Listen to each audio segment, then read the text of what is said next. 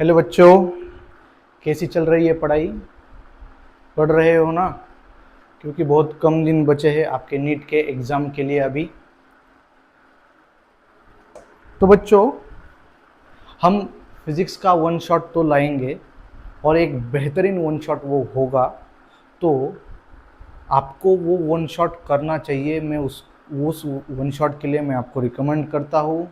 वो one shot आपको मैं रिकमेंड करता हूँ क्योंकि वो वन शॉट अगर आप करते हैं तो मैं गारंटी के साथ कहता हूँ आपको 120 मार्क्स लाने से, फिज़िक्स में 120 मार्क्स लाने से एनटीए तो क्या दुनिया की कोई ताकत रोक नहीं सकती। ये मैंने आपको पहले ही बता दिया है। तो बच्चों, वन शॉट तो हम वो करेंगे, लेकिन आज मैं आपके लिए मोल कंसेप्ट लाया हूँ। बोलते हैं शॉर्ट बट स्वीट, बिल्कुल उसी अंदाज में मैं आपको मोल कंसेप्ट पढ़ाऊँगा। अगर आपने इससे पहले मोल कंसेप्ट पढ़ा नहीं होगा या आपको वो आता भी नहीं होगा तो चिंता मत करना बेटा। आज के बाद आप मोल कंसेप्ट का कौन सा भी क्वेश्चन हो आप वो कर जाएंगे। और हमारा ड्यूरेशन लेक्चर का बहुत थोड़ा रहेगा, तो मैं थोड़ा सा अलग अंदाज में कंसेप्ट को बताऊंगा। कुछ अलग तरह से, अलग ढंग से मैं आपको उस कंसेप्ट को पढ़ाऊंगा। लेकिन जैसा भी मैं पढ़ाऊँ, एक बात कंफर्म है, आपको वो कंसेप्ट आपके दिमाग में नहीं, आपके हार्ट में जाएगी। और उसके बाद आप हर तरह का, हर क्वेश्चन, हर एग्ज़ाम का सॉल्व करने के लिए आप परफेक्ट हो जाएंगे। ये मेरा चैलेंज है। तो बेटा, हम केमिस्ट्री का मूल कंसेप्ट अभी स्टार्ट करेंगे और एक बेहतरीन अंदाज में मैं आपको पढ़ाऊंगा। और विश्वास रखना बेटा कि इसके बाद बस आपको पीवाईक्यू करने हैं। इस लेक्चर के बाद लगभग ये लेक्चर 1 आवर तक चलेगा और पूरा बेसिक से मैं पढ़ाऊंगा। अगर आपको नहीं आता होगा तो भी आपको पूरा मूल कंसेप्ट समझ में आएगा, क्वेश्चन का ढंग समझ में आएगा, किस तरह से क्वेश्चन को अप्रोच करना है वो भी बातें सब कुछ समझ में आएंगे। और हम एग्ज़ाम ओरिएंटेशन से जो जो इम्पोर्टेंट है वही पढ़ेंगे, ठीक है। लेकिन क्वेश्चन आएगा तो बस मैं जो पढ़ाऊंगा उससे ही आएगा, इस बात को याद रखना, ठीक है बेटा। तो बहुत ही अच्छी तरीके से हम मोल कंसेप्ट को स्टार्ट करते हैं बेटा, ठीक है। तो हम पढ़ेंगे मोल कंसेप्ट। कॉन्सेप्ट तो कुछ बच्चे कंप्लेंट कर रहे थे कि सर आपने जो पहला वीडियो डाला था उसमें बोर्ड ठीक से दिखाई नहीं देता था, ब्लर हो रहा था। तो अभी वो इशू मैंने सॉल्व कर दिया है। अब आपको बोर्ड अच्छी तरह से दिखाई देता रहेगा या होगा, ठीक है, या आगे भी दिखाई देगा। तो बेटा चलो हम हमारे टॉपिक की तरफ आते हैं। तो मोल कंसेप्ट बेटा तो एक बात याद रखना, मैं जो जो पढ़ाऊँ वही आप पढ़ के जाना या वही ही आप ध्यान में रखना, ठीक है। तो सबसे पहले मोल कंसेप्ट थोड़ा सा मैं अलग अंदाज में पढ़ाऊंगा, ठीक है। तो मोल कंसेप्ट में एक बात याद रखना बेटा, मोल क्या होता है? किसी भी अमाउंट को मेजर करने के, किसी सब्सटेंस के अमाउंट को मेजर करना हो तो हम उसे मोल में करेंगे। किस में करेंगे? मोल में करेंगे। तो मैं आपको सीधे सीधे बता देता हूँ बेटा, मोल को कैसे आप मोल को दिमाग में रखें। तो बेटा, दो प्रकार के पार्टिकल होते हैं, दो प्रकार के सब्सटेंस होते हैं या पार्टिकल कहिए बेटा, ठीक है। एक होता है एलिमेंट्स और दूसरा होता है कंपाउंड्स। कंपाउंड्स, ठीक है बेटा। तो उससे भी आसान आपको समझ में आने के लिए हम इसको छोड़ देते हैं बेटा। एक होता है एटम्स, ठीक है, और दूसरा होता है मॉलिक्यूल्स। चलो बेटा, एटम्स और मॉलिक्यूल्स, एटम्स और मॉलिक्यूल्स क्या होता है बेटा? एटम्स और मॉलिक्यूल्स, बात क्लियर है बेटा। तो एटम्स कौन से होंगे बेटा? जो भी सिंगल एलिमेंट होगा, सिंगल एलिमेंट जिसमें भी दिखाई पड़ेगा, एक ही उसका अमाउंट होगा, उसे हम एटम कहेंगे। सीधा सीधा बोल दिया। अभी हमारे पास वक्त बहुत कम है तो मैं डिटेल में तो नहीं समझाऊंगा, लेकिन जितना भी समझाऊंगा उससे आपको ओवरऑल कंसेप्ट का अंदाज आ जाएगा, ठीक है बेटा। तो ध्यान देना। तो एटम्स यानी कि सिंगल एलिमेंट दिखना चाहिए। एटम्स हम किसे कहेंगे? ऑक्सीजन को कहेंगे, ठीक है, नाइट्रोजन को कहेंगे, ठीक है, कार्बन को कहेंगे, हाइड्रोजन को कहेंगे। तो जिसमें भी सिर्फ सिंगल एलिमेंट होगा उसको हम क्या कहेंगे, एटम कहेंगे। क्या क्या कहेंगे उसे, हम एटम कहेंगे। बात क्लियर है बेटा? एक बार फिर से, जिसमें सिंगल एलिमेंट होगा उसी को हम क्या कहेंगे, एटम कहेंगे बेटा। ठीक है, उसको क्या कहेंगे, एटम कहेंगे बेटा। बात क्लियर है? तो हम मॉलिक्यूल के बारे में देखते हैं बेटा। तो मॉलिक्यूल क्या होता है, तो एक से ज्यादा एटम होंगे, एक से ज्यादा एटम होंगे तो उसे क्या कहेंगे बेटा, मॉलिक्यूल कहेंगे। इसमें ऑक्सीजन का मॉलिक्यूल क्या होगा, ऑक्सीजन गैस O2, नाइट्रोजन का N2, कार्बन का C2, हाइड्रोजन का H2, या इसमें NH3, ये भी क्या है बेटा, मॉलिक्यूल है। और इसमें क्या, CH4, ये मॉलिक्यूल है। तो एक से ज्यादा एटम होंगे उसे हम क्या कहेंगे, मॉलिक्यूल कहेंगे। बात क्लियर है? एक से ज्यादा एटम होंगे तो उसे क्या कहेंगे, मॉलिक्यूल कहेंगे। एक ही एटम होगा तो क्या कहेंगे, उसे एटम कहेंगे। तो ओ ऑक्सीजन क्या है, एटम है। नाइट्रोजन क्या है, एटम है। कार्बन क्या है, सिंगल है तो एटम कहेंगे। हाइड्रोजन सिंगल है तो एटम कहेंगे। और मॉलिक्यूल्स को हम क्या कहेंगे बेटा, मॉलिक्यूल। एक से ज्यादा एटम होंगे, एक से ज्यादा एटम होंगे तो हम उसे मॉलिक्यूल्स कहेंगे। क्या कहेंगे उसे, हम मॉलिक्यूल्स कहेंगे। क्या कहेंगे उसे, हम मॉलिक्यूल्स कहेंगे। तो 2 ऑक्सीजन है ना बेटा, तो 2 ऑक्सीजन है तो ये हो गया मॉलिक्यूल। क्या होगा, ये मॉलिक्यूल हो गया। तो 2 नाइट्रोजन है ना, एक से ज्यादा है ना, तो ये हो गया मॉलिक्यूल। क्या हो गया, मॉलिक्यूल। तो C2 भी मॉलिक्यूल होगा, H2 भी मॉलिक्यूल होगा। तो जितने भी आज के बाद आपको दिखाई पड़ेंगे कि एक से ज्यादा एटम है उसे हम क्या कहेंगे, आग बंद करके क्या कहेंगे, मॉलिक्यूल कहेंगे। एक बार फिर से ध्यान देना बेटा, और एक बार फिर से मेरे साथ बोलना कि एक एटम होगा, एक एलिमेंट होगा तो उसे क्या कहेंगे, एटम कहेंगे। सीधा सीधा हम कंसेप्ट को समझेंगे। ठीक है, एक एटम, एटम यानी कि एक एलिमेंट होगा, और मॉलिक्यूल यानी कि एक से ज्यादा एटम होंगे तो हम उसे मॉलिक्यूल कहेंगे। तो बेटा अब जब मोल हम पढ़ेंगे तो इस कंसेप्ट पर बहुत ही आपको फोकस देके अगर समझ पाएंगे तो ही आप मोल को अच्छी तरह से, अब जिस तरीके से मैं पढ़ाने वाला हूँ उसको समझ पाएंगे। ठीक है, तो मोल और एटम कंफर्म हो गए आपको। तो बेटा इसके बाद आता है एटॉमिक मास। ठीक है, तो एटॉमिक मास, ठीक है। तो बेटा जिसको ये कंसेप्ट थोड़े बहुत आते हैं तो वो 1.5x के स्पीड पर ये लेक्चर देखना, और जिसको थोड़ा थोड़ा बेसिक्स नहीं आता है तो वो 1 के स्पीड पर इस लेक्चर को कंटिन्यू करना। ठीक है, तो एटॉमिक मास, एटॉमिक मास यानी कि आपको पता है atomic number of proton plus neutron, इसको क्या कहेंगे, एटॉमिक मास। इसको क्या कहेंगे, atomic mass. Number of proton plus neutron, इसको क्या कहेंगे, एटॉमिक मास। तो लगभग लगभग आपको ये बातें सुनी होंगी आपने, या ये बातें आपको आती होंगी। इसको मैं इस तरीके से क्या करते हैं हम, अंडरस्टैंड करके मैं चलूंगा। ठीक है, एज्यूम करूंगा कि आपको ये बातें पता है। एटॉमिक मास और दूसरी मॉलिक्यूलर मास। दूसरी क्या होती है, molecular mass. Molecular mass, molecular mass दूसरी कंसेप्ट क्या है, मॉलिक्यूलर मास। तो मॉलिक्यूलर मास यानी कि उस मॉलिक्यूल में जितने भी मॉलिक्यूल है उनका एटॉमिक मास, उनका क्या, एटॉमिक मास या उनका मॉलिक्यूलर मास। बात क्लियर है? तो मॉलिक्यूलर मास और एटॉमिक मास मैं एज्यूम करता हूं आपको पता होंगे। बात क्लियर है?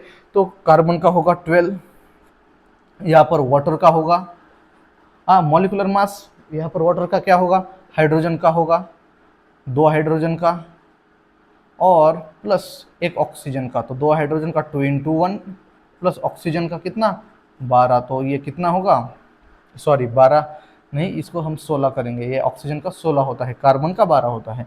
तो ये कितना होगा, 2 + 16, ये होगा 18। तो 18 होगा मॉलिक्यूलर मास किसका, हाइड्रोजन का। तो मॉलिक्यूलर मास भी ये आपको सिखा दिया कैसे निकालते हैं। ठीक है, तो थोड़ा हम स्पीड में करेंगे बेटा, क्योंकि मेन कंसेप्ट आगे है, तो ये बातें तो बेसिक्स है।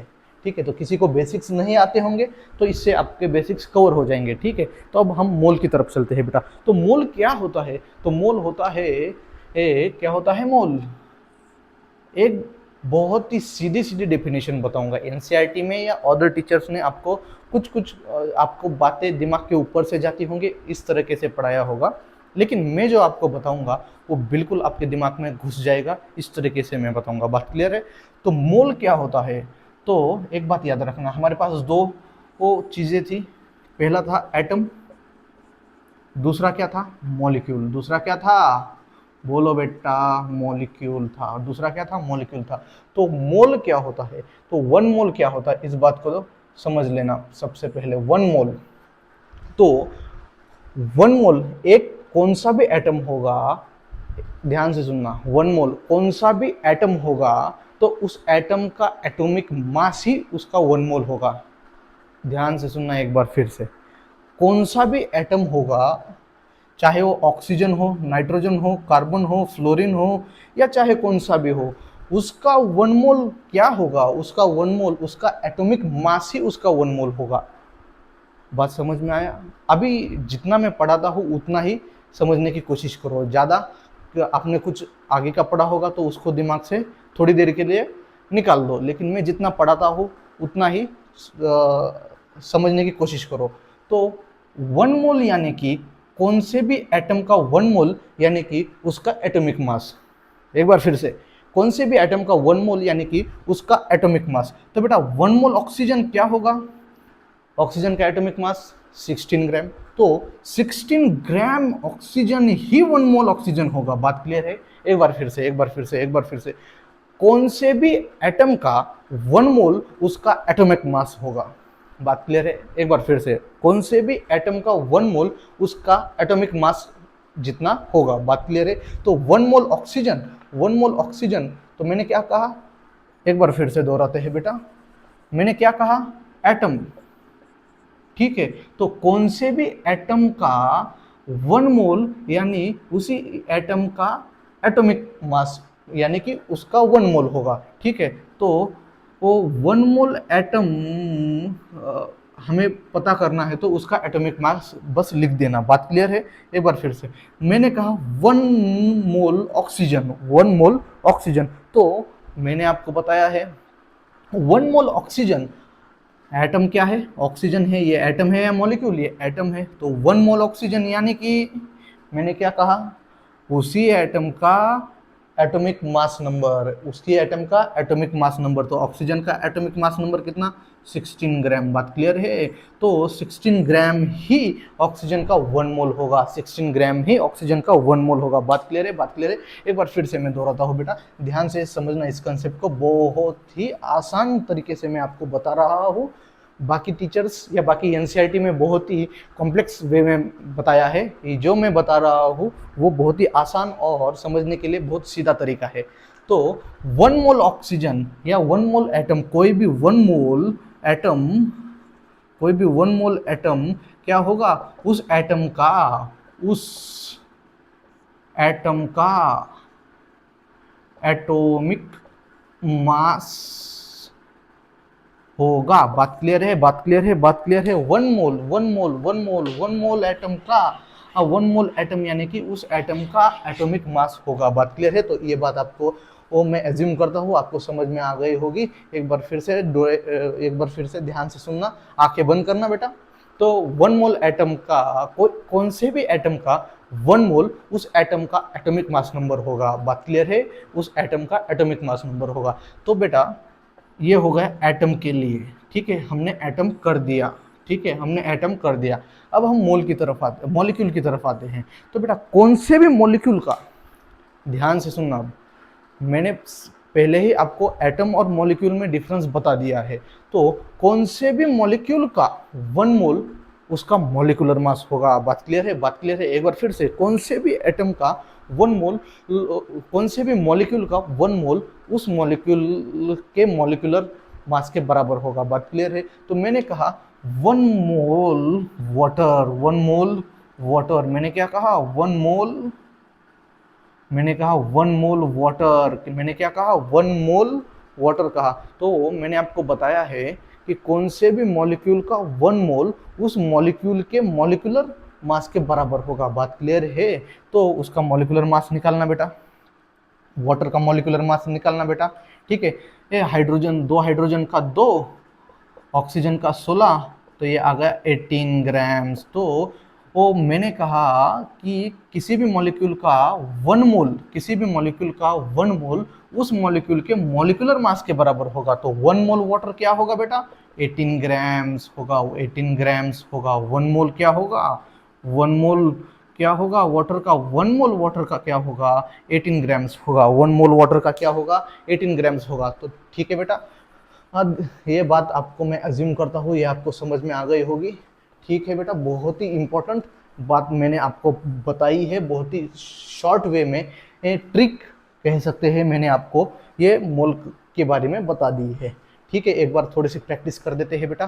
तो वो 1 मोल, ठीक है, 1 मोल आप मुझे बताना बेटा, 1 मोल O2 कितना होगा, 1 मोल CH4 कितना होगा, ठीक है, 1 मोल H2 कितना होगा, 1 मोल ऑक्सीजन कितना होगा, और 1 मोल नाइट्रोजन कितना होगा, और 1 मोल नाइट्रोजन गैस कितना होगा। बात क्लियर है? तो मुझे बताना बेटा, एक बार बताना। सबसे पहले मैंने क्या बताया था, एटम्स और मॉलिक्यूल्स के बारे में बोला था। क्या बोला था? एटम्स और मॉलिक्यूल्स के बारे में। तो सबसे पहले बोलो, ये मॉलिक्यूल या एटम, ये क्या है, मॉलिक्यूल है। तो ये क्या होगा, मॉलिक्यूल होगा। तो मॉलिक्यूल के बारे में मैंने क्या बताया था, 1 मोल कौन सा भी मॉलिक्यूल, उस मॉलिक्यूल का मॉलिक्यूलर मास होता है। तो इसका मॉलिक्यूलर मास क्या होगा, 2 ऑक्सीजन 2 इंटू 16, ये मॉलिक्यूल या एटम है बेटा, ये मॉलिक्यूल है।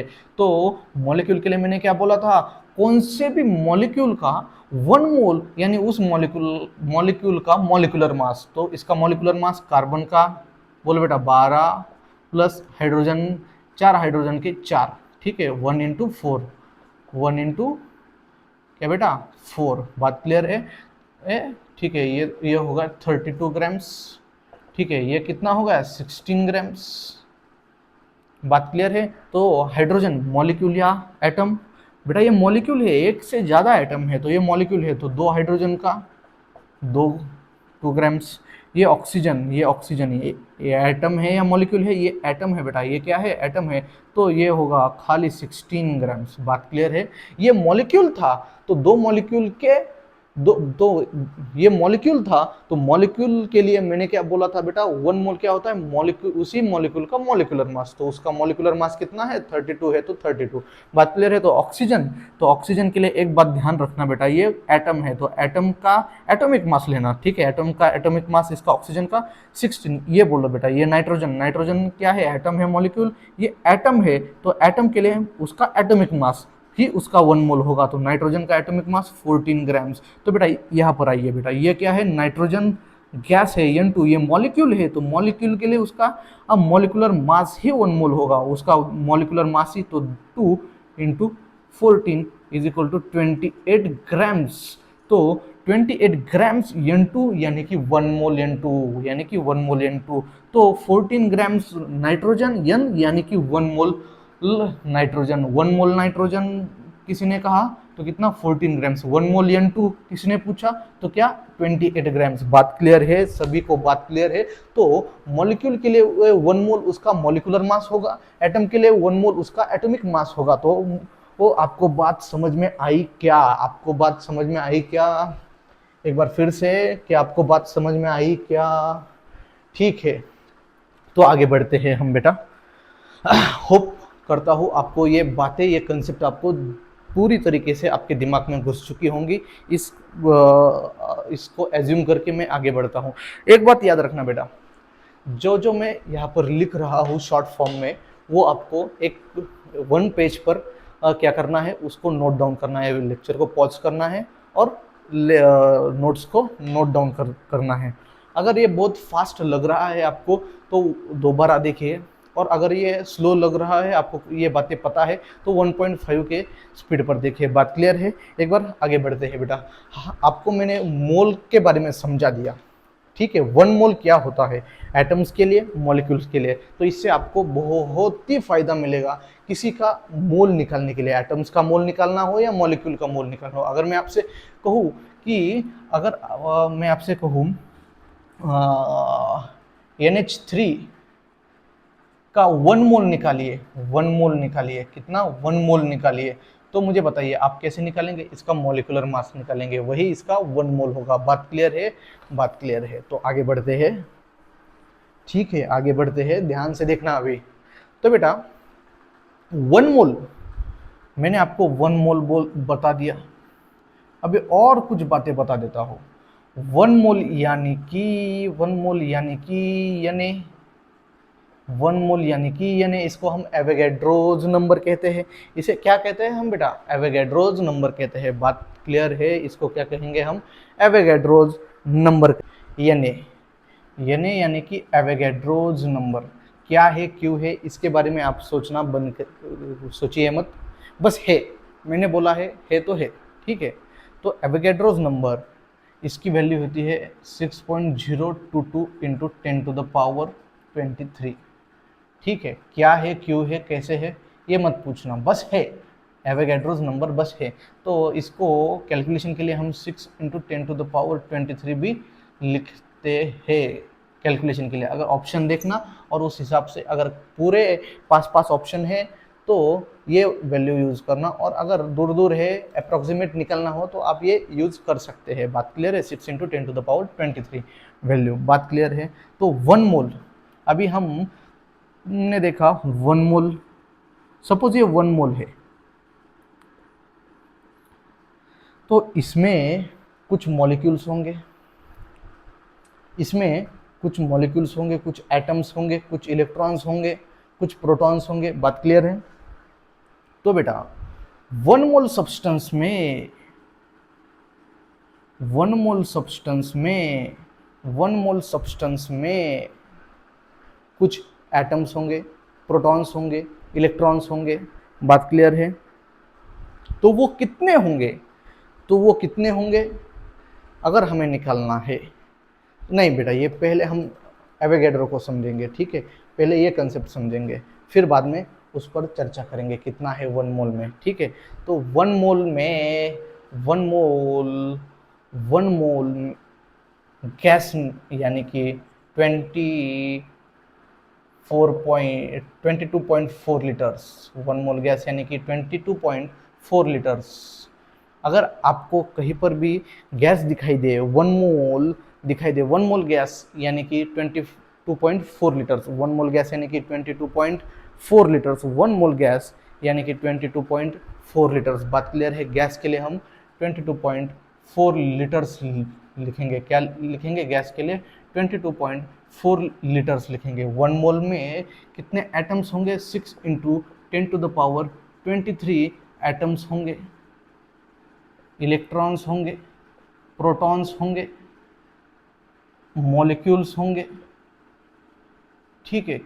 किसमें? वन मोल में कितने एटम्स होंगे? 6 इंटू 10⁻23 एटम्स होंगे, इलेक्ट्रॉन्स होंगे, प्रोटॉन्स होंगे, मॉलिक्यूल्स होंगे। बात क्लियर है? किसमें? वन मोल में। बात क्लियर है क्या? यहाँ तक बात क्लियर है क्या? तो ध्यान से सुनना बेटा।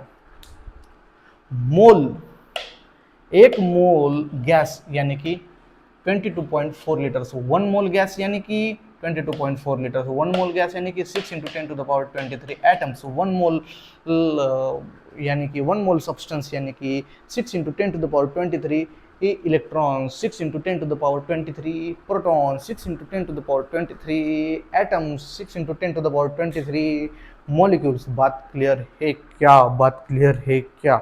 बात क्लियर है क्या? बात क्लियर है? तो बेटा एक ध्यान से इस फॉर्मूले को समझ लेना बेटा। Molecular wait, atomic weight. बात क्लियर है? तो बेटा हमने एटम्स देखा,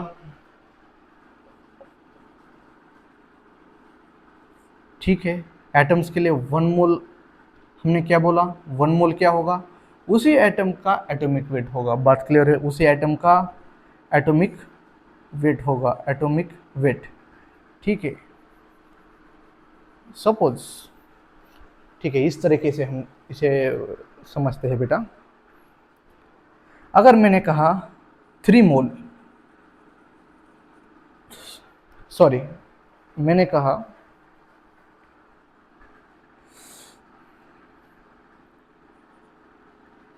42 ग्राम्स नाइट्रोजन, यानी कितना मोल, ठीक है। तो कितना मोल, मोल को हम एन से डिनोट करते हैं बेटा जनरली। तो यानी कितना मोल्स। 42 ग्राम्स नाइट्रोजन यानी कितना मोल्स। बेटा ये क्या है, एटम है, मॉलिक्यूल है, तो ये एटम है बेटा, तो हम क्या लेंगे, इसका एटॉमिक वेट लेंगे। तो बेटा मैंने आपको बोला था 1 मोल यानी 1 मोल नाइट्रोजन यानी नाइट्रोजन का एटॉमिक वेट कितना, नाइट्रोजन का एटॉमिक वेट कितना, 14 ग्राम्स। बात क्लियर है। 1 मोल नाइट्रोजन यानी 14 ग्राम्स। हमें कितना बोला है, 42 ग्राम्स पूछा है। 42 ग्राम्स नाइट्रोजन कितना मोल होगा। ठीक है बेटा, ये क्या है, एटॉमिक वेट है बेटा, एटॉमिक वेट है। तो बेटा हमें क्या पूछा है, 42 ग्राम्स में कितना मोल होगा, तो 42 इंटू 1/14। बात क्लियर है बेटा। तो गिवन वेट है बेटा, ये मॉलिक्यूलर वेट है। बात क्लियर है, और ये 1 मोल की वैल्यू है। तो बेटा यहाँ से कि आपको एक फॉर्मूला दिखाई पड़ रहा है बेटा, given weight divided by molecular weight, sorry atomic weight है वो, एटॉमिक वेट, उसी को हम मॉलिक्यूलर वेट के लिए, मॉलिक्यूल के लिए भी वही फॉर्मूला हम यूज कर सकते हैं बेटा। तो एक नया फॉर्मूला हमको मिला बेटा। तो अगर आपको कहीं पर भी ये पूछा कि इतना ग्राम एटम या मॉलिक्यूल का दिया है तो उसका मोल्स निकालो, तो कैसे निकालेंगे, given weight by atomic weight या मॉलिक्यूलर वेट, मॉलिक्यूल है तो मॉलिक्यूलर वेट, एटॉमिक वेट है तो एटम है तो एटॉमिक वेट यूज करेंगे। ठीक है, बात क्लियर है। तो ये फॉर्मूला आया मोल के लिए, कितना, ये मोल के लिए गिवन, तो 1 मोल यानी कि ये 1 मोल गैस यानी कि ये गैस के लिए। ठीक है, तो ये 1 मोल गैस यानी कि 22.4 लीटर्स, और 1 मोल में कितना मॉलिक्यूल्स, एटम्स, इलेक्ट्रॉन्स होंगे वो बता दिया। तो गिवन वेट के लिए मोल्स की वैल्यू कैसे निकालनी है ये मैंने आपको बता दिया, फॉर्मूला वो weight divided by atomic weight. तो इसको थोड़ा सा ध्यान से देखते हैं। ठीक है, तो पहले ये समझिए एटॉमिक वेट का हम देखेंगे अभी। ठीक है, तो एवोगैड्रो नंबर के बारे में समझिए। एवोगैड्रो नंबर यानी कि 6 × 10⁻23। ठीक है, तो ये हमने देखा, तो अप्रोक्सीमेट के लिए ये वैल्यू यूज करनी 6 की। ठीक है, तो 1 मोल यानी कि 6 × 10⁻23 एटम्स, इलेक्ट्रॉन्स, प्रोटॉन्स, मॉलिक्यूल्स। ठीक है, उसमें इतने चीजें होंगी। तो 1 मोल गैस यानी कि 22.4 लीटर्स। तो बेटा मैंने आपको एक फॉर्मूला बोला। ठीक है, अभी मैंने आपको एक फॉर्मूला बोला, given weight by atomic weight या मॉलिक्यूलर वेट। ठीक है, एटॉमिक वेट या मॉलिक्यूलर वेट, ये किसका फॉर्मूला है, मोल्स निकालने का फॉर्मूला है। तो मोल्स क्या है, 1 मोल क्या है, ये मैंने आपको पढ़ा दिया है। अब मोल्स कैसे निकालते हैं। अगर मैंने कहा 32 ग्राम्स ऑक्सीजन यानी कितना मोल्स, तो कितना दिया है बेटा, रखो इस फॉर्मूले में, कितना गिवन है 32। मॉलिक्यूलर, ये मॉलिक्यूल है, ये क्या है, मॉलिक्यूल है, तो इसका मॉलिक्यूलर वेट डालेंगे हम। तो इसका मॉलिक्यूलर वेट कितना होगा बेटा, 32। और ये मोल्स कितने आए बेटा, 1 मोल आया। बात क्लियर है, ये कितना आया, 1 मोल आया। तो 32 gram of O2 is nothing but 1 mole of O2, 1 mole of O2।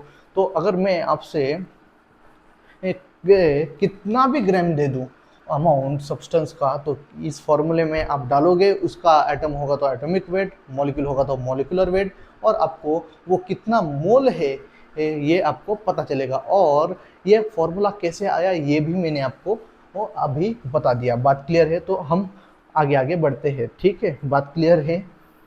अब इसके बाद मैं आशा करता हूँ आपको कुछ दिक्कत नहीं होगी, आपको वो सारी बातें अच्छी तरह से क्लियर हो चुकी होगी। बस आपको अभी जाके प्रैक्टिस करनी है। 20 क्वेश्चंस आपको लगाने हैं, कौन सा भी बुक उठाना है, 20 क्वेश्चंस लगाने हैं, और ये मोल का टॉपिक आपका परफेक्ट होगा। ठीक है, मोल का टॉपिक होगा, अभी चैप्टर ख़त्म नहीं है, और आगे हम कुछ बातें रही है इम्पोर्टेंट है वो पढ़ेंगे। ठीक है, किस 2-3 टाइप के क्वेश्चंस यहाँ से बनते हैं वो देखेंगे पहले।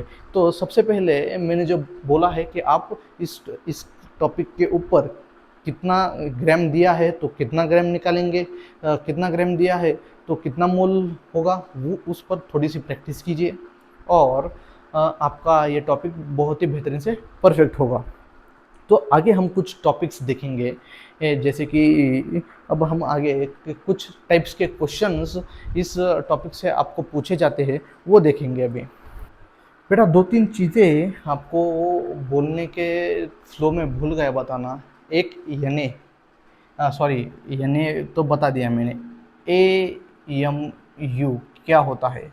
तो बेटा कुछ नहीं, ये ए एम यू से बच्चे बहुत डरते हैं। ए एम यू, तो ए एम यू यानी वन मोल। मैंने आपको पहले बता दिया था बेटा कि ये वन मोल है, इसमें कुछ एटम्स होंगे। कितने एटम्स होंगे मैंने बोल दिया आपको, कितने, वन मोल में कितने एटम्स होंगे, 6 × 10⁻23। तो कुछ एटम्स होंगे, कुछ इलेक्ट्रॉन्स भी होंगे। तो वो एएमयू क्या है ये बता देता हूँ बेटा। वन मोल में वन एटम का मास यानी एएमयू होता है। क्या होता है? वन मोल में वन एटम का मास। सीधे सीधे बोल दिया बस। बुक्स में या टीचर्स अपने क्लासेस में बहुत कॉम्प्लेक्स पढ़ाते हैं, लेकिन मैंने सीधे सीधे एक छोटे से छोटे बच्चे को भी समझ में आए, इसके वजह से मैंने बहुत ही आसान से आपको ये बता दिया, लेकिन बुक्स में थोड़ा कॉम्प्लेक्स बताया है। तो वन मोल यानी कि वन मोल में कितने एटम्स है? वन मोल में वन एटम का एटॉमिक मास यानी कि एएमयू होता है। एएमयू होता है। तो बेटा एक बात ध्यान रखना, हाँ मैंने बोला वन मोल में कितना एटम्स होते हैं? 6 × 10⁻23 एटम्स होते हैं वन मोल में। तो बेटा मैंने अभी बोला वन मोल में वन एटम का मास कितना होता है? एक एएमयू होता है। बात क्लियर है? कितना होता है? एक एएमयू होता है। कितना होता है? एक एएमयू होता है। और कितने एटम्स होते हैं? 6 × 10⁻23 एटम्स होते हैं। बात क्लियर है? तो बेटा एक रिलेशन याद रखना कभी भी, इसमें एक रिलेशन याद रखना बेटा, Na into AMU is equal to 1। ठीक है, बात क्लियर है? बात क्लियर है? इसका मतलब AMU is equal to 1/Na। बेटा 1/Na, तो बेटा एक मोल के एक एटम का मास कितना होता है? एक AMU। एक एटम का मास एक AMU, और Na एटम का मास, Na एटम का मास, तभी तो हम एक एटम के मास से उसको डिवाइड कर रहे हैं। बात क्लियर है? नहीं समझ में आया छोड़ दो बेटा, बस ये रट लो, अभी के लिए ये रट लो, हमारे पास वक्त बहुत कम है। तो बेटा एक एटम का मास, वन मोल के एक एटम का मास कितना होता है? एक AMU होता है। हमारे पास Na एटम है मोल में, उसका मास, तभी तो उसको Na से डिवाइड किया है। बात क्लियर है? इतने एटम्स होते हैं तभी तो उसको डिवाइड किया है, और उसी की वजह से AMU की वैल्यू हमें आई है, AMU हमें कॉन्सेप्ट मिला है। तो इस बात को याद रखना बेटा कि ये या ये कौन सा भी एक फॉर्मूला याद रखना, क्योंकि दोनों एक ही है। इसको इधर लेके गए तो इधर डिवाइड हो गया मल्टीप्लिकेशन का। तो Na into AMU is equal to 1, या इसी को AMU को ही 1/Na लिख सकते हैं। बात क्लियर है क्या? बात क्लियर है क्या? सारी बातें क्लियर है? अभी ये सारी बातें क्लियर है? तो बेटा एम्पिरिकल फॉर्मूला देखते हैं हम अब। एम्पिरिकल फॉर्मूला क्या होता है? Empirical formula, empirical formula important है बेटा। बेटा इससे इससे दो टाइप के क्वेश्चन बनते हैं। एम्पिरिकल फॉर्मूला यानी कि सिंपलेस्ट रेशियो, इसको क्या कहेंगे हम? सिंपलेस्ट रेशियो कहेंगे। क्या कहेंगे? Simplest ratio. जो भी सिंपलेस्ट रेशियो है उसको हम एम्पिरिकल फॉर्मूला कहेंगे। एम्पिरिकल फॉर्मूला यानी कि सिंपलेस्ट रेशियो। इसको अगर C4H12O6, इसका सिंपलेस्ट रेशियो क्या होगा? C2H6O3। तो ये इसका एम्पिरिकल फॉर्मूला होगा। बात क्लियर है? ये इसका एम्पिरिकल फॉर्मूला, सिंपलेस्ट रेशियो ही ये एम्पिरिकल फॉर्मूला होता है। सिंपलेस्ट रेशियो ही एम्पिरिकल फॉर्मूला होता है। तो अभी के लिए आप ये थोड़ा सा साइड में रखिए। मैं क्वेश्चन किस प्रकार से आते हैं, तो एम्पिरिकल फॉर्मूला है तो एम्पिरिकल मास भी होगा उसका, ठीक है। एम्पेरिकल मास, एम्पेरिकल मास। तो एम्पेरिकल मास, अभी हमारे पास कौन कौन से मास थे? एक था एटॉमिक मास था, मॉलिक्यूलर मास था। अभी दूसरा आया एम्पेरिकल मास, ठीक है। तो ये तीन मासेस हमें पता है, एटॉमिक मास, मॉलिक्यूलर मास और एम्पेरिकल मास। बात क्लियर है? तो एम्पेरिकल फॉर्मूला यानी कि सिंपलेस्ट रेशियो होता है और उसका एम्पेरिकल मास भी होता है कुछ, ठीक है। तो इससे क्वेश्चन बनते हैं। तो कैसे बनते हैं क्वेश्चन, क्या कंसेप्ट है इस क्वेश्चन की, वो देखते हैं बेटा, ठीक है। तो बेटा बेंजीन के बारे में देखते हैं। तो बेटा बेंजीन है बेटा C6H6 बेंजीन, हमें पता है C6H6 बेंजीन। तो बेटा ये है इसका मॉलिक्यूलर फॉर्मूला। ये क्या है? मॉलिक्यूलर फॉर्मूला है। क्या है? मॉलिक्यूलर फॉर्मूला है, ठीक है। ये मॉलिक्यूलर फॉर्मूला है। अभी हम इसका एम्पेरिकल फॉर्मूला देखेंगे। एम्पेरिकल फॉर्मूला यानी कि बेटा सिंपलेस्ट रेशियो क्या होगा? 6 से डिवाइड करो, C1H1। तो इसका मॉलिक्यूलर वेट कितना होगा? मॉलिक्यूलर वेट देखते हैं बेटा, मॉलिक्यूलर वेट। तो 6 into 12 plus 6 into 1, 12, 72 plus 6, 78 grams. ये होगा इसका मॉलिक्यूलर वेट। बात क्लियर है? एम्पेरिकल फॉर्मूला है ये बेटा। क्या है? Empirical formula. तो इसका एम्पेरिकल फॉर्मूला मास देखेंगे, एम्पेरिकल मास देखेंगे बेटा। इसका एम्पेरिकल मास देखेंगे कितना होगा। तो 1 इंटू 12 प्लस 1 इंटू 1, तो कितना होगा? 12 plus 1 is equal to 13 grams. तो ये होगा इसका, क्या हो गया बेटा? इसका क्या हो गया? 13 ग्राम्स। ये होगा एम्पेरिकल मास और ये हो गया एटॉमिक मास या एटॉमिक वेट। एम्पेरिकल वेट और एटॉमिक वेट, मॉलिक्यूलर वेट या एम्पेरिकल वेट, या मॉलिक्यूलर मास या एम्पेरिकल मास। बात क्लियर है बेटा? तो इन दोनों में एक रिलेशन है। क्या है बेटा? इन दोनों में एक रिलेशन है। इन दोनों में क्या है? एक रिलेशन है। उसको देखते हैं बेटा, क्योंकि ये बहुत ही इंपॉर्टेंट कॉन्सेप्ट है। तो एक बात याद रखना बेटा, molecular weight by empirical weight is equal to n, n यानी कि मोल नहीं बेटा। ये क्या है? यन मल्टीप्लिकेशन फैक्टर बोलते हैं हम इसे। क्या बोलते हैं? मल्टीप्लिकेशन फैक्टर, इसे बोलते हैं मल्टीप्लिकेशन फैक्टर। तो molecular weight by empirical weight is equal to n, and n is nothing but multiplication factor, यानी is nothing but multiplication factor. ये मोल नहीं है बेटा, इसको ध्यान से समझना। ये है मल्टीप्लिकेशन फैक्टर। तो बेटा क्या मैं इस फॉर्मूले से मॉलिक्यूलर वेट का फॉर्मूला निकाल सकता हूँ?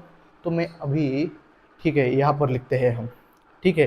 तो इस फॉर्मूले से क्या मैं मॉलिक्यूलर वेट का फॉर्मूला निकाल सकता हूँ? तो बेटा molecular weight is equal to n into empirical weight. Molecular weight is equal to n into empirical weight. बात क्लियर है? Molecular weight is equal to n into empirical weight. तो क्या मैं इस फॉर्मूले, ये दोनों में से एक फॉर्मूला कोई भी याद रखना बेटा, बहुत ही इंपॉर्टेंट है, इससे क्वेश्चन बनते हैं। तो अगर क्या इस फॉर्मूले को यूज करके क्या आप यहाँ पर मल्टीप्लिकेशन फैक्टर निकाल सकते हैं बेटा? बिल्कुल निकाल सकते हैं। Multiplication factor is nothing but molecular weight. Molecular wait कितना? 78। एम्पिरिकल वेट 13, तो 6 ये होगा मल्टीप्लिकेशन फैक्टर। क्या होगा? मल्टीप्लिकेशन फैक्टर क्या होगा? 6 होगा।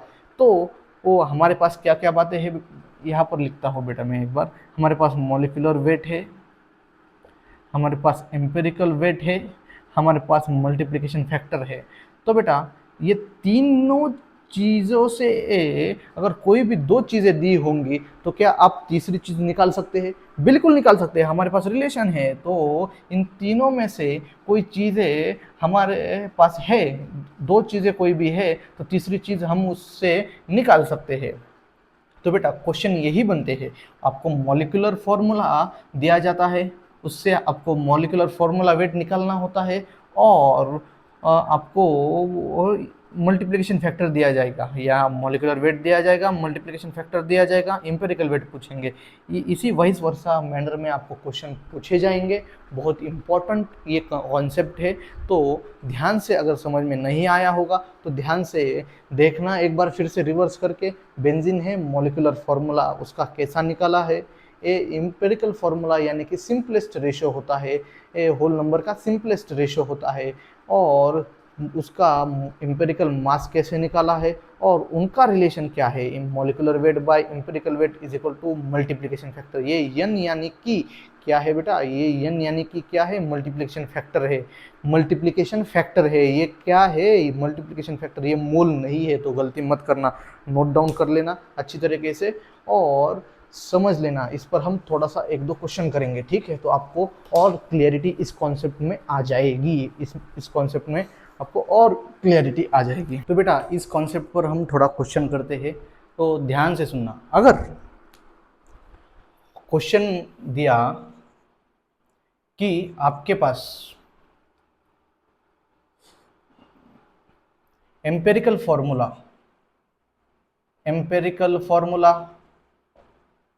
CH2O है, और मॉलिक्यूलर वेट 180 ग्राम है। ध्यान से सुनना, मॉलिक्यूलर वेट 180 ग्राम है, और आपको क्या पूछा है? आपको पूछा है मॉलिक्यूलर फॉर्मूला। मॉलिक्यूलर फॉर्मूला बोलना, इस कंपाउंड का मॉलिक्यूलर फॉर्मूला पूछा है, मॉलिक्यूलर फॉर्मूला पूछा है। तो बेटा ध्यान से सुनना इस क्वेश्चन को, तो आपको ये कंसेप्ट एक और बार क्लियरिटी से रिवाइज हो जाएगी या समझ में आ जाएगी। बात क्लियर है? आपको एम्पेरिकल फॉर्मूला दिया है, मॉलिक्यूलर वेट दिया है, मॉलिक्यूलर फॉर्मूला पूछा है। तो ध्यान से सुनना, हमारे पास रिलेशन है। कौन सा रिलेशन है? Empirical formula, sorry empirical weight, ठीक है? तो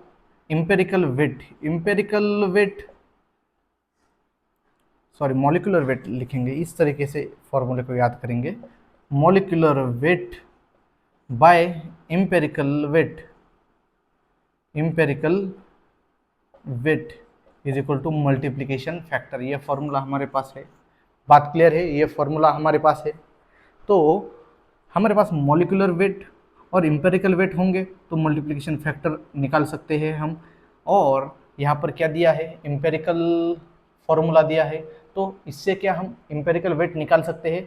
तो निकाल लेंगे हम एम्पेरिकल वेट, ठीक है? C12 प्लस 2 हाइड्रोजन का 1 इंटू 2 2, और ऑक्सीजन का 16, तो ये कितना हुआ? 14, और ये 16 कितना हुआ? 30 हुआ। बात क्लियर है? तो 30 ये हमारा एम्पेरिकल फार्मूला वेट आ गया है। एम्पेरिकल फार्मूला वेट हमारे पास मॉलिक्यूलर वेट है, तो मॉलिक्यूलर वेट कितना है हमारे पास? 180। एम्पेरिकल वेट कितना आया? 30। तो मल्टीप्लिकेशन फैक्टर इससे हम निकाल सकते हैं। बात क्लियर है? तो मल्टीप्लिकेशन फैक्टर कितना है? 6 आया। कितना आया? 6 आया। मल्टीप्लिकेशन फैक्टर कितना आया? 6 आया। बात क्लियर है क्या? बात क्लियर है क्या? एक बार ध्यान से देखना बेटा, एक बार ध्यान से देखना। मल्टीप्लिकेशन फैक्टर 6 आया हमारे पास, मॉलिक्यूलर वेट दिया है, एम्पेरिकल वेट दिया है। तो बेटा एक बात याद रखना,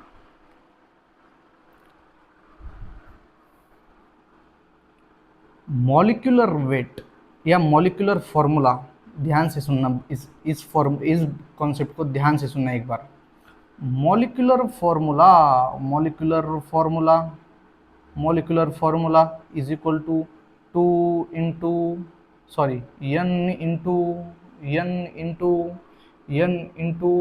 empirical formula, empirical formula, n into empirical formula, molecular formula n into empirical formula. बात क्लियर है? Molecular formula is equal to n into empirical formula.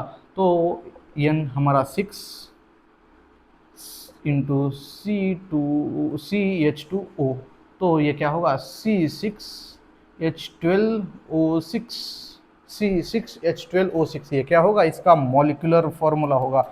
बात क्लियर है? तो मॉलिक्यूलर फॉर्मूला हमने कैसे निकाला, समझ में आया? तो ये फॉर्मूला याद रखना बेटा, ये फॉर्मूला याद रखना। n की वैल्यू हमने इस फॉर्मूला से निकाली, उसमें ये फॉर्मूला डाल दिया हमने, उसमें ये फॉर्मूला, इस फॉर्मूले में n की वैल्यू डाल दी, और 6i वाली वैल्यू हमने इस फॉर्मूले में डाली, और हमको एम्पिरिकल फार्मूला से मॉलिक्यूलर फार्मूला मिल गया। बात क्लियर है? तो बात समझ में आई, कंसेप्ट एक बार और रिवाइज हो गया।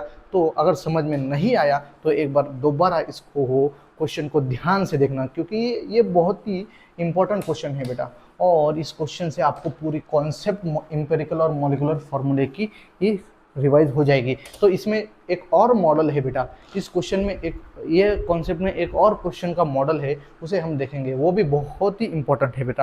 तो वो उस क्वेश्चन को देखते हैं बेटा, कैसे पूछा जाता है एम्पिरिकल फार्मूला और मॉलिक्यूलर फार्मूला पे कैसे पूछा जाता है, वो देखते हैं बेटा। इसमें ऐसे क्वेश्चन पूछते हैं, आपको एक कंपाउंड दिया जाएगा, ठीक है, कोई भी कंपाउंड होगा, या वो वर्ड्स में दिया जाएगा कंपाउंड, उसका परसेंटेज दिया जाएगा, उसमें से जो एलिमेंट्स है, एटम्स है, उनका परसेंटेज दिया जाएगा, और उस कंपाउंड से आपको एम्पिरिकल फार्मूला निकालना पड़ेगा।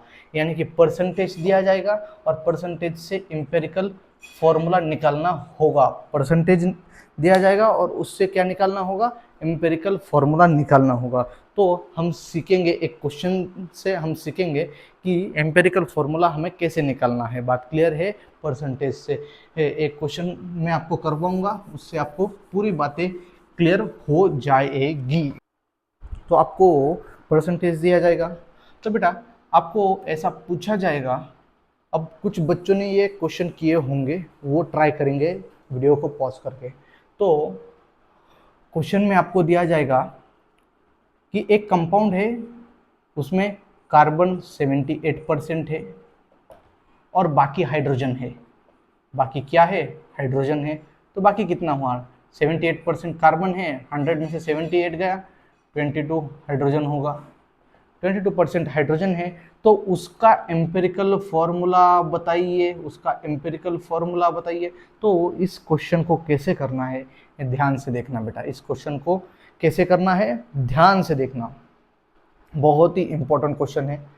सबसे पहले हम क्या करेंगे? कार्बन लिखेंगे, हाइड्रोजन लिखेंगे, इस तरीके से तरह से उनका परसेंटेज लिखेंगे, 78 और 22। बात क्लियर है? उस परसेंटेज को इनके एटॉमिक वेट से डिवाइड करेंगे, 12, 1, और जो भी उसका आंसर आएगा, ठीक से देखना, परसेंटेज लिखा, कम एलिमेंट्स लिखे, ठीक है, परसेंटेज लिखा, परसेंटेज को उनके एटॉमिक वेट से डिवाइड करेंगे। हाइड्रोजन का 1, कार्बन का 12, तो 12 और ये कार्बन का 12,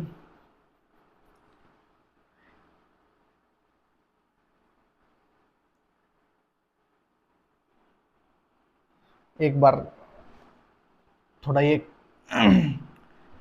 लगभग 6 पॉइंट, ये कितना आएगा? 6.5 के आसपास आएगा। ये सपोज 6.5 आ गया और ये 22 आया। बात क्लियर है? ये कितना आया? 22 आया, 6.5 और ये 22 आया। तो 6.5 बड़ा है या 22 बड़ा है? 22 बड़ा है। हमें छोटी संख्या लेनी है। बात क्लियर है? हमें क्या करना है? छोटी संख्या लेनी है। क्या करना है? छोटी संख्या लेनी है। एक बार ध्यान से सुनना, हमें क्या करना है, छोटी संख्या लेनी है। 6.5 छोटा है, 6.5 क्या है, छोटा है।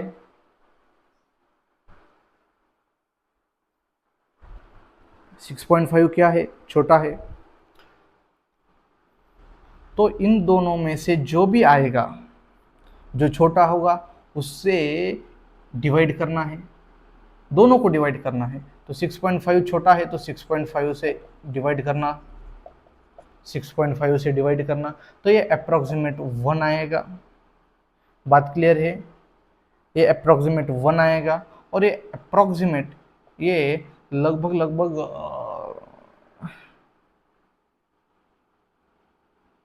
3 आएगा। ठीक है, 3 कर देंगे इसको, लगभग लगभग 3 कर देंगे। ठीक है, तो हमारा फॉर्मूला, एम्पेरिकल फॉर्मूला क्या होगा, वही हमारा एम्पेरिकल फॉर्मूला होगा CH3। बात क्लियर है, बात क्लियर है, बात क्लियर है क्या, बात क्लियर है क्या, बात क्लियर है। एम्पेरिकल फॉर्मूला कैसे निकाला, बात क्लियर है। तो ये लगभग लगभग 3.33, इसको हम अप्रॉक्सीमेट 3 लिखेंगे, 1 और 3, इस तरीके से ये क्वेश्चन सॉल्व किया जाता है। बात क्लियर है, इस तरीके से ये क्वेश्चन सॉल्व किया जाता है। एक बार फिर से ध्यान से देखना बेटा, मैं फिर से इसको समझाता हूँ किस तरीके से इस क्वेश्चन को हमें अप्रोच करना है। अगर हमारे पास परसेंटेज दिया है 2 आइटम का, ठीक है, कभी कभी एक ही आइटम का देते हैं, हमें 100 में से माइनस करना होता है दूसरे आइटम का। तो हमारे पास 2 आइटम का परसेंटेज दिया है सबसे पहले, तो हम सबसे पहले क्या करेंगे, एटम लिखेंगे। ठीक है, उनका परसेंटेज लिखेंगे 78, ये 22।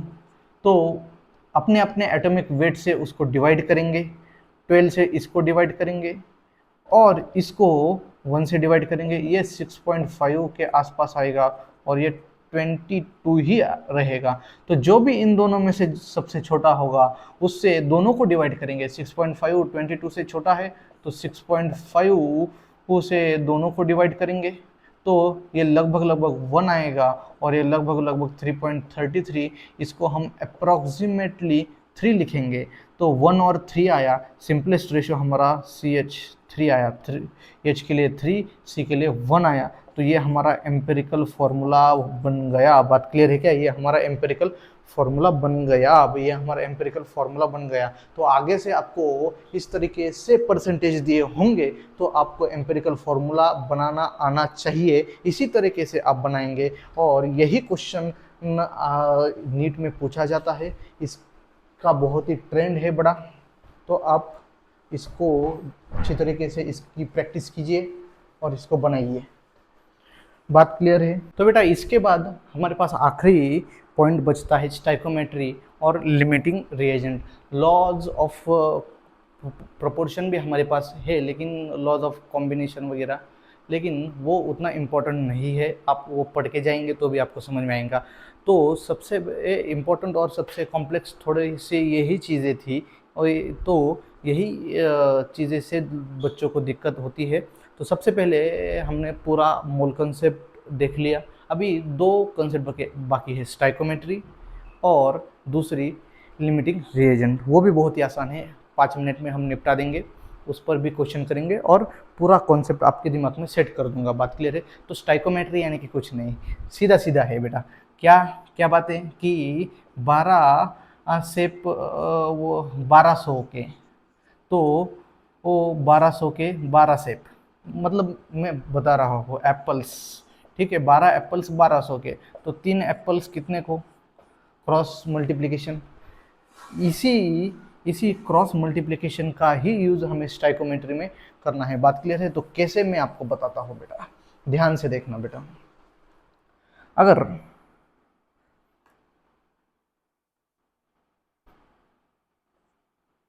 CH4 की रिएक्शन हम ऑक्सीजन के साथ करवा दें तो हमें कार्बन डाइऑक्साइड प्लस वाटर मिलेगा। तो बेटा ध्यान से सुनना, क्या ये रिएक्शन बैलेंस है? देखो बेटा, ये रिएक्शन बैलेंस नहीं है। तो स्टाइकोमेट्री में हमेशा रिएक्शन को बैलेंस करना बेटा, रिएक्शन को क्या करना, बैलेंस करना। तो सबसे पहले हम कार्बन को देखेंगे, कार्बन बैलेंस है, ठीक है। हाइड्रोजन को देखेंगे, ठीक है, हाइड्रोजन 4 है बेटा, क्या है, हाइड्रोजन 4 है, और यहाँ पर 4, यहाँ पर 2, तो इसको 4 हाइड्रोजन कर देंगे। ऑक्सीजन कितने हैं, ऑक्सीजन 2 ऑक्सीजन और 2 4, तो इसको 2 कर देंगे, ठीक है, 2 कर देंगे, ठीक है, इसको क्या कर देंगे, 2 कर देंगे। तो बेटा इसमें बिल्कुल मैंने आपको बताया था कि एप्पल का एग्जांपल देके बिल्कुल वैसे ही करना है। अब ये बैलेंस्ड रिएक्शन बन गई। अब यहाँ से कोई भी स्टाइकोमेट्री में क्वेश्चन पूछेगा, पूछेंगे कोई भी एनटीए वाले, तो आपको फटाक से ये आ जाएगा, जबकि आपके पास जब आपके पास ये बैलेंस रिएक्शन होगी। तो बैलेंस रिएक्शन में एक बार ध्यान देना स्टैंडर्ड कंडीशन पर, अब ये स्टैंडर्ड कंडीशन पर रिएक्शन है, तो एक मोल, इधर एक मोल मीथेन के लिए 2 मोल ऑक्सीजन लगते हैं, और तब जाकर 1 मोल कार्बन डाइऑक्साइड बनता है और 2 मोल वाटर बनते हैं।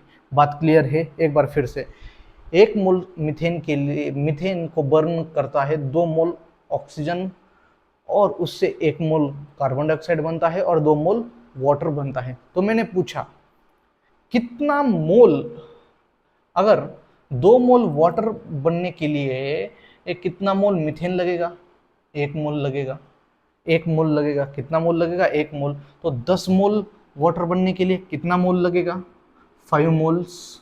बात क्लियर है। कितना मोल कार्बन डाइऑक्साइड लगेगा, 5 मोल्स। कितना मोल ऑक्सीजन लगेगा, 10 मोल। बात क्लियर है। क्योंकि बेटा ये स्टैंडर्ड कंडीशन आ गई, तो इससे हम ग्राम्स में कन्वर्ट कर सकते हैं बेटा। तो मीथेन का ये 12 + 4 कितना हो गया, 16 ग्राम्स मीथेन। कितना ग्राम्स मीथेन, 16 ग्राम्स मीथेन कितना ग्राम्स ऑक्सीजन बर्न कर रहा है, 2 मोल्स। 2 मोल्स यानी कि ऑक्सीजन गैस, ये गैस है बेटा, ठीक है, मॉलिक्यूल है, गैस है, तो 32 इंटू 2, 2 इंटू 32, 64 ग्राम्स लग रहा है। और कार्बन डाइऑक्साइड कितना लग रहा है बेटा, ये 12 और ये 32, कितना हो गया, 44 ग्राम्स। और ये water, 2 mole of water, 36 grams. तो एक बार ध्यान से सुनना बेटा, 16 ग्राम मीथेन लगता है, 16 ग्राम मीथेन लगता है 36 ग्राम वाटर बनने में।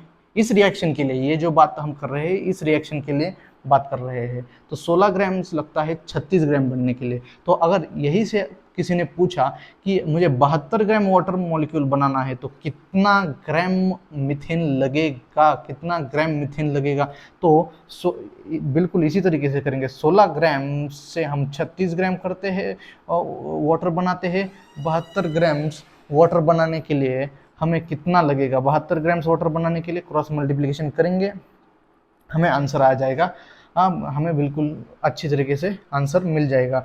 कैसे, 16 इंटू 72 डिवाइड बाई 36, तो ये 232 ग्राम्स लगेगा। कितना लगेगा, 32 ग्राम्स लगेगा। बिल्कुल इसी तरीके से हमें सारी ये कैलकुलेशंस करनी है। तो अगर पूछा मोल्स में पूछा तो ये स्टैंडर्ड लिख लेना है और मोल्स में आंसर देना है। ग्राम्स में पूछा तो स्टैंडर्ड कॉन्सेप्ट्स लिखना है और मॉलिक्यूल्स ग्राम्स में लिखना है और ग्राम्स का ग्राम्स में मल्टीप्लिकेशन करके आंसर निकालना है। दूसरा कॉन्सेप्ट लिमिटिंग रिएजेंट, दूसरा कॉन्सेप्ट लिमिटिंग रिएजेंट। तो एक बात देखना बेटा, लिमिटिंग रिएजेंट नाम ही बोल रहा है, लिमिटिंग यानी लिमिटेड, यानी कि वो खत्म हो जाएगा। तो कौन खत्म हो जाएगा इसके बारे में देखना बेटा। अगर मैंने दिया, इसी रिएक्शन में मैंने दिया 16 ग्राम हमारे पास मीथेन है और मैंने दिया 50 ग्राम्स दिया और यहाँ पर दिया 18 ग्राम्स। 50 ग्राम्स ऑफ ऑक्सीजन दिया और 18 ग्राम्स मीथेन बर्न करना है। इस रिएक्शन में लिमिटिंग रिएजेंट कौन होगा बेटा, मेरे पास 16 ग्राम के लिए 64 लग रहा है, तो 18 ग्राम के लिए 64 से तो ज़्यादा ही लगेगा। 16 ग्राम के लिए 64 लग रहा है तो 18 ग्राम्स के लिए 64 से ज़्यादा लगेगा। लेकिन मेरे पास कितना है ऑक्सीजन, 50 ग्राम्स ही मेरे पास ऑक्सीजन है। तो क्या 18 ग्राम्स को वो सफिशिएंट होगा, तो पहले ख़त्म कौन हो जाएगा, ऑक्सीजन ख़त्म हो जाएगा, तो यहाँ पर ऑक्सीजन लिमिटिंग रिएजेंट बन जाएगा। बात क्लियर है, ऑक्सीजन लिमिटिंग रिएजेंट बन जाएगा। बात क्लियर है लिमिटिंग रिएजेंट के बारे में। और अगर यहाँ पर देखते हैं, अगर मेरे पास 12 ग्राम्स मीथेन है और 68 ग्राम्स ऑक्सीजन है, तो 68 ग्राम्स ऑक्सीजन के लिए 68 ग्राम्स ऑक्सीजन के लिए मुझे बताइए, 68 ग्राम्स ऑक्सीजन के लिए 64 के लिए 16 ग्राम्स मीथेन लगता है, तो 68 के लिए 16 से ज़्यादा लगेगा, लेकिन हमारे पास 12 है, तो क्या ये सफिशिएंट होगा? नहीं होगा। तो जल्दी कौन ख़त्म हो जाएगा? जल्दी कौन ख़त्म हो जाएगा? ये ख़त्म हो जाएगा जल्दी। बात क्लियर है, CH4, तो यहाँ पर लिमिटिंग रिएजेंट CH4 बन जाएगा, यानी कि ये लिमिटेड होगा। बात क्लियर है क्या? Limiting reagent. बात क्लियर है स्टाइकोमेट्री। बात क्लियर है, तो स्टाइकोमेट्री में मैंने कहा कि आपको स्टैंडर्ड सब बैलेंस रिएक्शन करके सब उतार लेना है, कितना मोल्स कितना मोल्स कितना मोल्स कितना मोल्स, उन मोल्स का ग्राम में कन्वर्ट करना है, उन मोल्स का ग्राम में कन्वर्ट कर लेना है। और फिर कैसा भी क्वेश्चन हो, किसी भी तरह से घुमा के क्वेश्चन पूछे, तो आप फटाक से उसका उत्तर निकाल सकते हैं। तो हम एक क्वेश्चन इस पर करेंगे, तो आपको और क्लैरिटी इस टॉपिक में आ जाएगी। और इसके बाद आपको कोई लिमिटिंग रिएजेंट पूछे या कुछ और पूछे, आप फटाक से आंसर कर देंगे। बात क्लियर है क्या?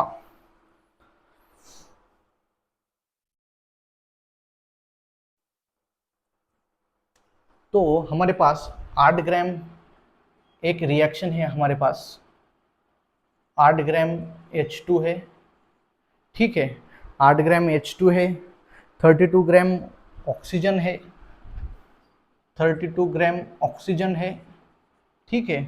और फिर उन्होंने पूछा है कि इनकी रिएक्शन की गई है, तो इसमें लिमिटिंग रिएजेंट कौन होगा? लिमिटिंग रिएजेंट क्या होगा इसमें? बात क्लियर है, तो हमें रिएक्शन लिखनी पड़ेगी। H2 plus O2 gives rise to H2O। बात क्लियर है क्या? बात क्लियर है क्या? बात क्लियर है क्या? तो मैंने आपको पहले ही बोला था, मैंने आपको क्या बोला था, स्टैंडर्ड रिएक्शन, स्टैंडर्ड कंडीशन बनाने के लिए हमें रिएक्शन को बैलेंस करना पड़ेगा। क्या रिएक्शन बैलेंस है? नहीं है, ऑक्सीजन 2 इधर 1 है, तो हाइड्रोजन तो बराबर है, तो हमें पहले ऑक्सीजन बैलेंस करने पड़ेंगे। तो ऑक्सीजन बैलेंस करने के लिए ऑक्सीजन 2 है, इधर 1 ही ऑक्सीजन है, तो हम इसको 2 कर देंगे। बात क्लियर है, तो हाइड्रोजन 4 हो गए, तो इसको 2 कर देंगे। बात क्लियर है, अब रिएक्शन बैलेंस हो गई। तो स्टैंडर्ड कंडीशन में है, स्टैंडर्ड कंडीशन में हमें लिमिटिंग रिएजेंट पूछा है, यहाँ इसको याद रखना, ठीक है। तो हमें स्टैंडर्ड कंडीशन में बैलेंस रिएक्शन बना दी हमने।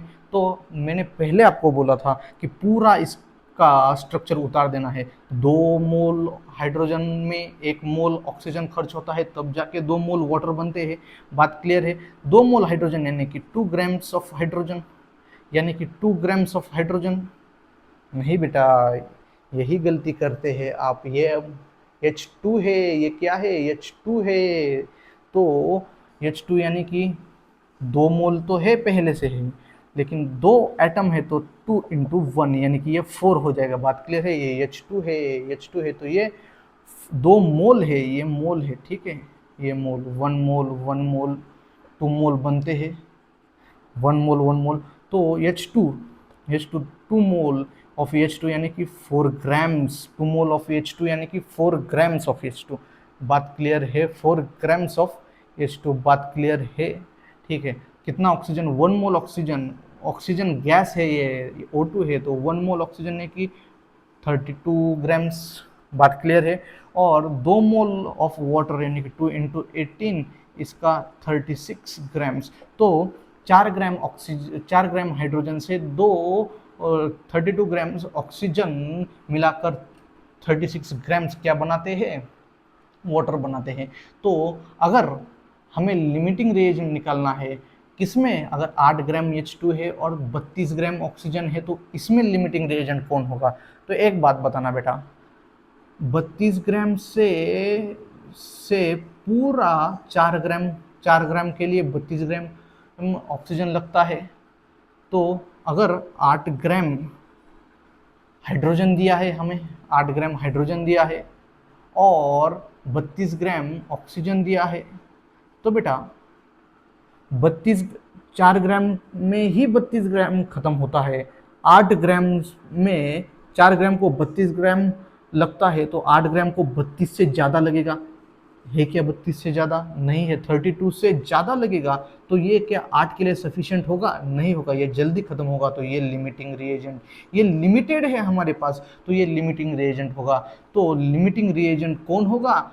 लिमिटिंग रिएजेंट कौन होगा? लिमिटिंग रिएजेंट ऑक्सीजन होगा। तो इसमें लिमिटिंग रिएजेंट ऑक्सीजन होगा। बात क्लियर है क्या? बात क्लियर है क्या? एक बार ध्यान से देखना बेटा, हमें 8 ग्राम हाइड्रोजन दिया था, 32 ग्राम ऑक्सीजन दिया था और पूछा था अगर इनकी रिएक्शन हम करवा दें तो इसमें लिमिटिंग रिएजेंट कौन होगा। तो हमने सबसे पहले इनकी रिएक्शन करवा दी, रिएक्शन बैलेंस नहीं थी तो हमने बैलेंस रिएक्शन करवा दी और बैलेंस रिएक्शन से हमें पता चला 2 मोल हाइड्रोजन से 1 मोल ऑक्सीजन रिएक्ट करेगा, तब जाके 2 मोल वाटर बनेंगे और उसको ग्राम में कन्वर्ट किया। और फिर उसके बाद हमें 8 ग्राम को 8 ग्राम, 32 को 32, लेकिन 4 ग्राम को ही 32 ग्राम सफिशिएंट हो रहा है, तो 8 ग्राम को 32 से ज़्यादा लगेगा, 2 से ज़्यादा लगेगा, इधर 64 ग्राम्स लगेगा, लेकिन हमारे पास तो 32 ग्राम्स ही है। तो यही हमें इनसफिशिएंट होगा, यही हमें लिमिटेड होगा, तो यही लिमिटिंग रिएजेंट होगा। बात क्लियर है? इस बात को समझ में लीजिए आप। और इसी प्रकार के क्वेश्चन आपको नीट में पूछे जाएंगे, यही प्रकार के क्वेश्चन आपको वो नीट में पूछे जाएंगे। एक और आखिरी सवाल करते हैं हम और फिर इसके बाद हम इस लेक्चर को एंड करते हैं।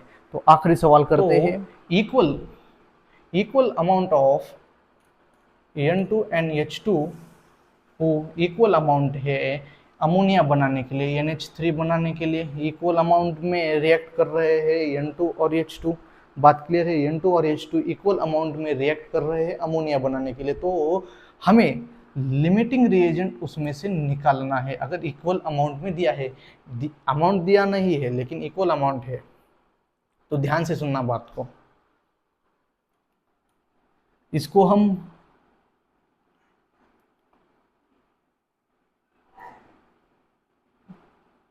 1 ml लिख देते हैं,